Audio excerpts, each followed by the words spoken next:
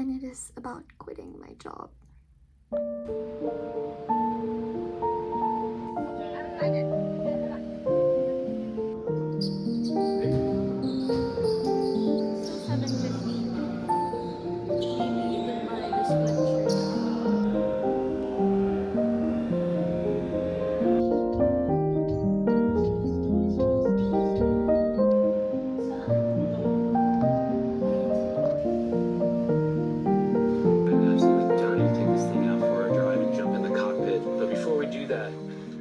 About the way this thing looks. I mean, it is absolutely Currently,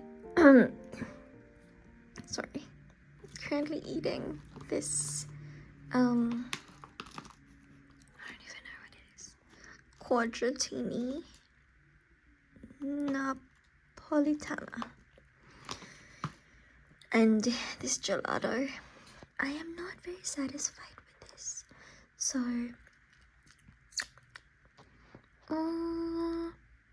this is a good combination. It's good. What did you do today? Before I arrived? What did you do? Ah!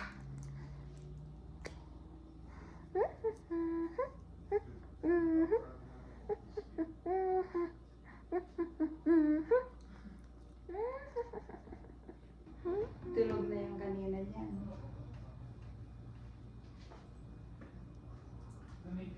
Sleeping baby.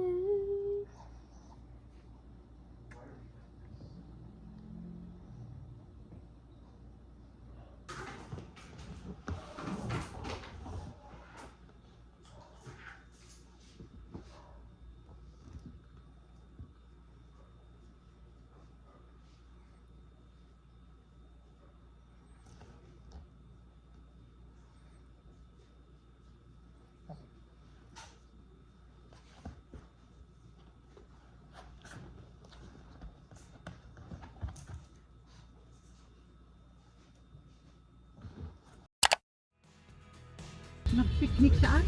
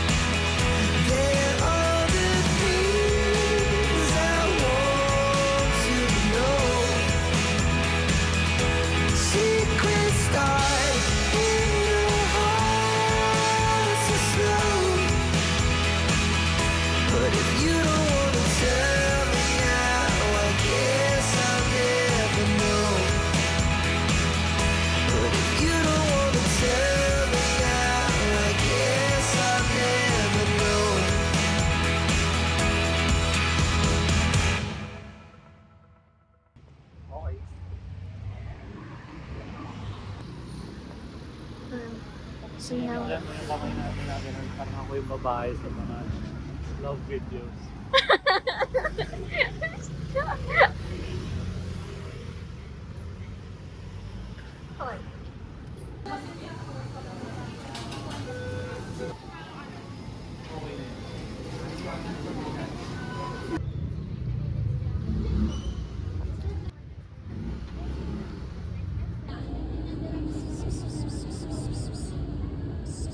Ian, want to sell Lakasan Andy mo. keyboard? Question mark. She gives commission lots of money. ...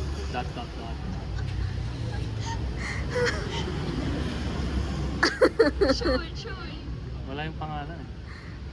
Yun yung embracing the technology, bro. Okay, bro. Me with timers. Yeah, me too. Alarms. Stop.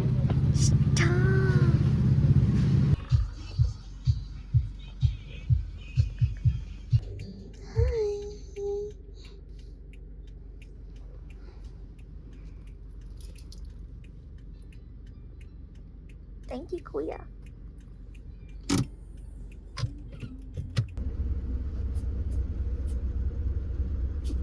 We're in the bus now.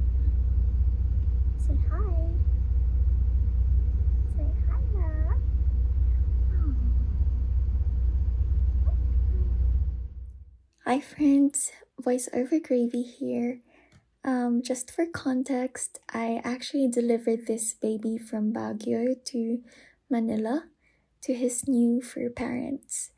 As I've mentioned in my previous vlog, I really wanted this puppy, and since I am still not able to carry on having another dog, I was happy to bring him there myself and spend time with him. I've never actually hung out with the dogs as puppies when they were puppies. As for Kirby, Coffee, and Hugo, I was at the UAE when they were brought home.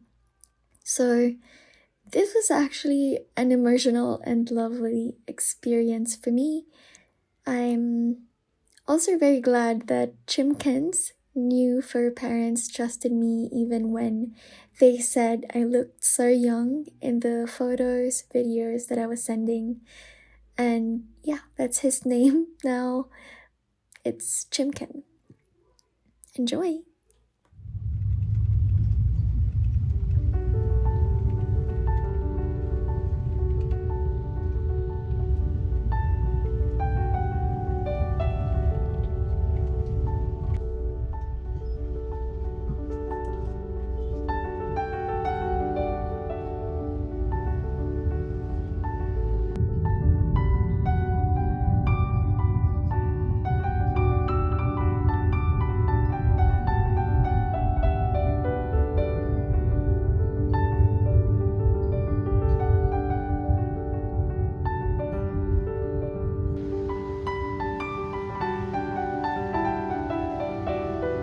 Say hi!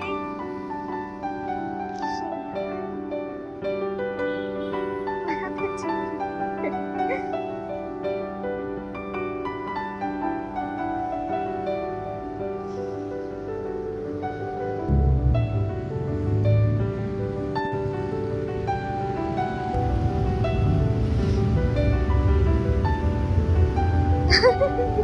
Okay, we'll get you some water.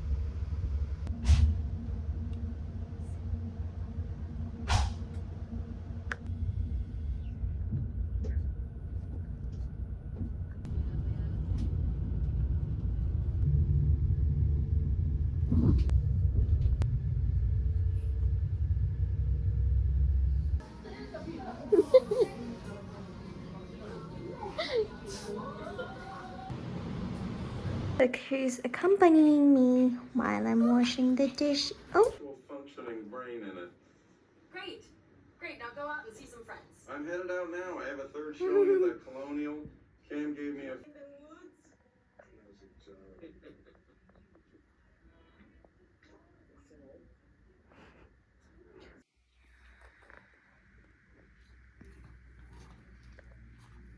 oh my god. What are you doing?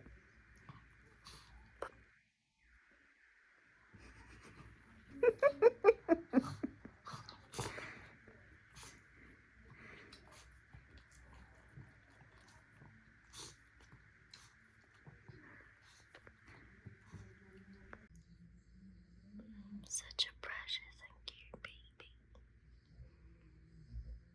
Love you.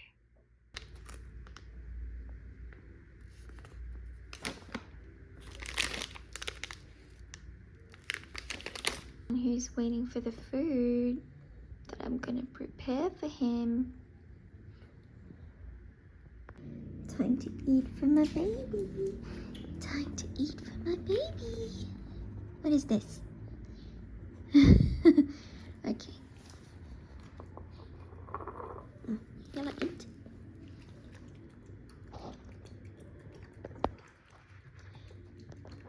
He doesn't get to visit so often, so when he does,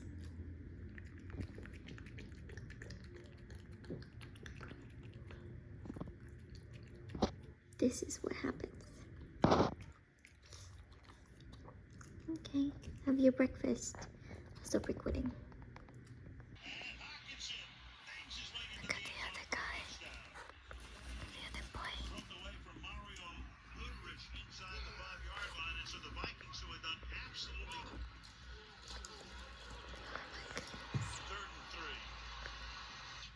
And we're going to just get a push and rotate our backs. Mm. Do it again, Scott. Mm. Pressure this time. Wide open. A.J. Brown. I know. Do they keep barking?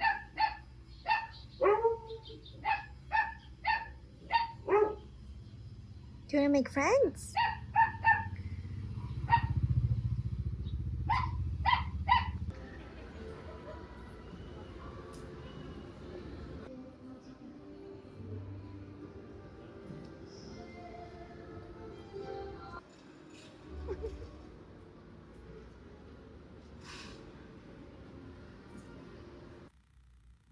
Hello friends, it's another day, another week, and another vlog of me sharing about my life. And currently I've been struggling about a big adult life decision, and it is about quitting my job.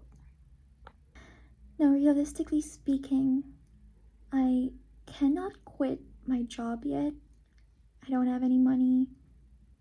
I don't have any backup plans, but I just don't know how much more of this I can take. I'm currently a technical analyst. I love my job, honestly, but it's greatly affecting my mental state right now, and so I'm pursuing medications for anxiety. Hopefully, it makes me last a bit longer.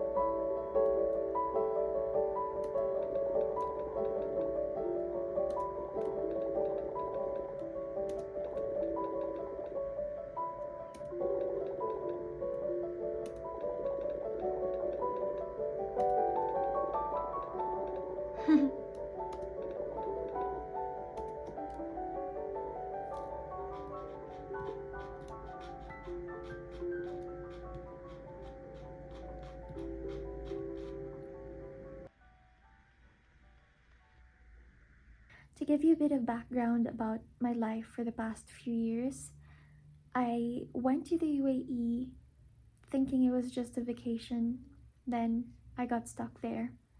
First was the residency issue and then the pandemic.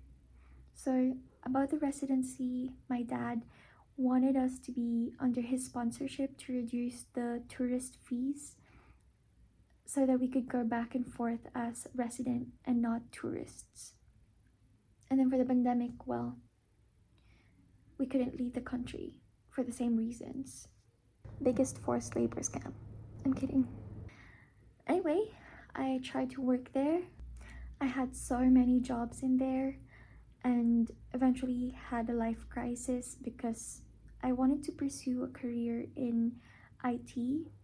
I had done my research, was applying everywhere and strategically, but then they want the positions to be filled with men, and I was just not a man. Then I pivoted to a creative career and got burnt out. So I went back to my roots, which is in the administrative path, but the life there wasn't really for me. Look, I love being close with my family. It was just me, my dad, and my sister, but not being able to do what I genuinely want to do literally broke me. I don't want to sound ungrateful or conceited or anything, but it's just not something you can explain until you're there. I just didn't thrive in there. I healed a little bit despite my dad's surgery, but that's that.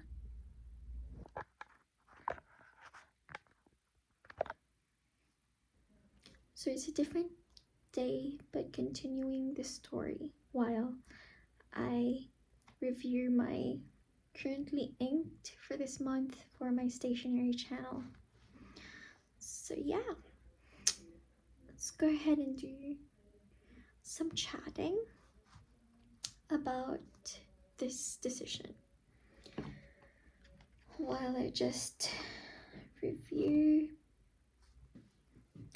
So onto this career path, I don't want to be so negative. I don't want to complain. This is just the reality. I got paid less because it's still a Philippines rate, but it would mean for me that I could move back to Baguio and have some sort of stability in the process. And an added bonus for me is that I get to be closer to my partner who helped me as well go back to the Philippines. So, I took that money from a sugar daddy. Thank you very much. But yeah, he really did give me the money to come back here. So here's what really gets me about the whole thing. Sorry, I keep looking back and forth. I'm trying out different paper. So it's just these. Anyway, Philippines is not a country where everywhere is easily commutable. With all the traffic and weather conditions, you never really know. And I don't drive. So basically, this online setup is really ideal for me. And our HR representative assured me that as long as I am back in the Philippines, I'm able to start to work and have this stable IT job. But that was the major thing that made me move. And well, to be able to start my job. Because of immigration laws, I have to move back. That's basically it. And like I said, at the time, my dad had just gotten his surgery, so I wasn't really ready to leave him at that point because my sister was already here in the Philippines. But I decided that I needed to move. It's like I wanted to start, I wanted to help out with finances, I wanted health insurance, etc. for me and for my dad as my dependent. So as I moved back to the Philippines, it hasn't been a walk in the park, you know? And fast forward to this day, they're trying to make me consider moving from Baguio to Manila to be able to return to the office once a week. I'm not gonna lie, that was a huge trigger for me, especially since I accepted the position, being assured that wherever I was in the Philippines, I would be okay. So when I got triggered, I eventually shut down. Yeah, so I don't want to be full of complaints or negativity, but when it wasn't mandatory for us to go to Manila, to, go there once a month, I would make an effort to go there. I travel for at least 7 to 9 hours going there and then back again, 7 to 9 hours again. I lose more than a day's worth whenever I make the trip. It's like flying to the UAE and back, right? It's really tiring, but I made the effort because I love the people, I love the job, but it is slowly becoming mandatory. And that was what really made me severely anxious about everything. I think that was the trigger, but a lot of things were making me anxious already, but that was basically one of the main triggers. Some of the things that I could think about were the bills at our rental house here.